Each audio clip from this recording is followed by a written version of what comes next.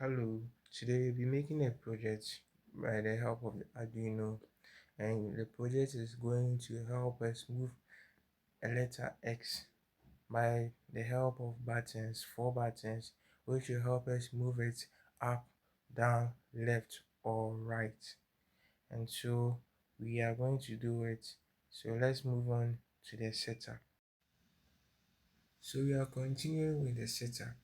So for this, we'll be needing four buttons. So these are our four buttons. Our LCD screen 16 by 2, which is connected to an I2C, and then our Arduino Uno, our breadboard, and then our wires.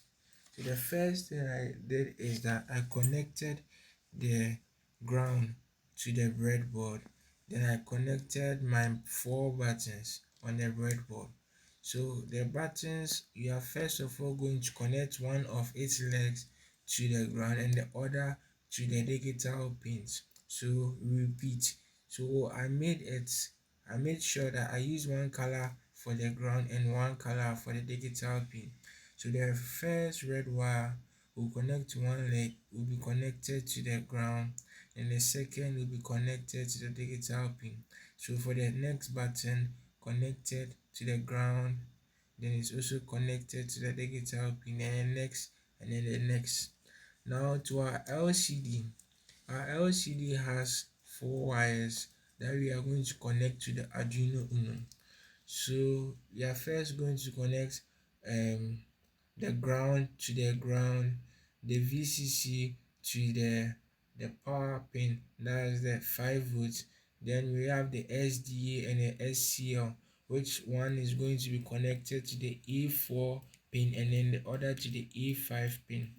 After making sure that all these connections are made, after making sure that all these connections are made, then your setup is ready for you to do the project.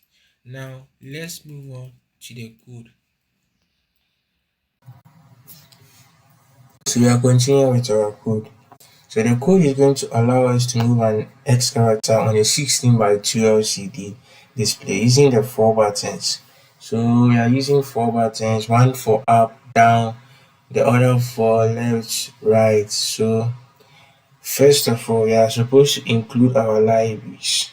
So the libraries are going to control the I2C LCD. Now we are going to define our buttons.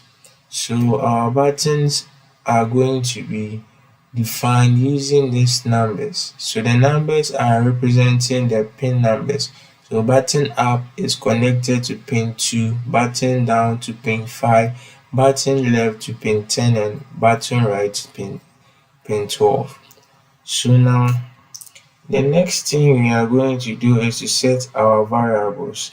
The int xpos and int ypos is going to track the current position of x on the LCD, and then the debounce variable is going to prevent multiple button triggers doing electrical noise. Now we are moving on to the code in our voice setup. The code in our voice setup, we are going to start by initializing the LCD using the lcd.init, and then also we are going to turn on the backlight and also clear the screen. Now we are going to set the button pins as input with the pull-up resistors. So pin mode, button up, input pull up.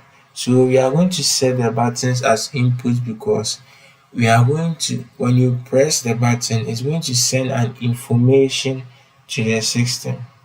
Now the print x is going to print the x at the starting position. Now we are moving on to the code in the void loop. So the code in the void loop, we are going to start with an if statement. So we are going to check if each each button has been pressed or not.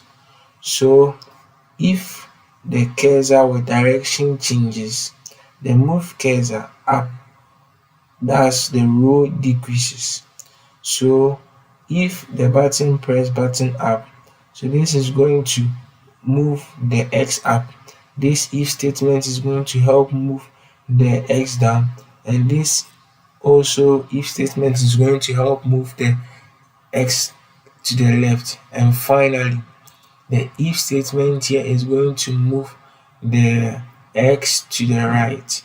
Now we are going to add a delay to it so that it won't be very fast. We are going to use a delay of 0.01 seconds. So after that, we are going to use another function, which is the void move cursor. So it is going to erase the old x by printing a space, an empty space at its current position. So after pressing the x or pressing the button to move the x to the left, its former position is going to be erased due to the void move cursor function. So it's going to update the position and then also ensure that the cursor stays within the screen limit, that's the column 0 to 15, and also in the row limit. So because it has just 16 columns and then 2 rows, this function is also going to help make sure that the x stays in that limit. Then finally, we are on our last function, which is the boolean function. So it's going to check if the button is pressed, and also it's going to debounce the button by waiting 50 milliseconds to avoid any false triggers. So in the boolean function, we have an if clause here, an if statement here. So that is going to check for if the button has been pressed. It's going to check and delay for like 50 milliseconds. Then this ends the code. So a brief again of the code is that we are going to initialize the pins. We are going to initialize the LCD. We are going to turn the backlight on and clear, and also set the buttons set the buttons as input, and also we are going to check if the buttons have been pressed for them to move up or down or left or right. And finally, the void and also the void move cursor function is going to make sure and check if the old x has been erased and also update the position of the new x. And finally, the bool function or the button press function is going to check if buttons are pressed and also wait for a time of 50 milliseconds before to avoid false triggers. I After the code has been written, we are now going to check with our setup and see how it displays using the Arduino.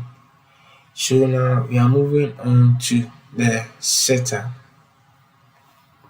So now this is our final thing to do. After finishing our setup and then connecting it to our laptop and through the help of the Arduino IDE, we are going to test our project. So before we even start, this is going to be our up button, our down button, our left button, and our right button. So this is going to move it up, move it down, move it to the left, and move it to the right. So let's start with here. We are moving the x to the right. So it has moved. It has moved to the right. We are moving it to the left. It's moving to the left. It has moved to the left. Then we are moving it down. Down. So when you press it again, it can't move again because that's its limit. It has just 2 rows, so it can't move down again. Let's try and move it up. Yes, it moves up. So since our code and our setup works successfully, I hope the video was beneficial and you learned a lot from it. Thank you.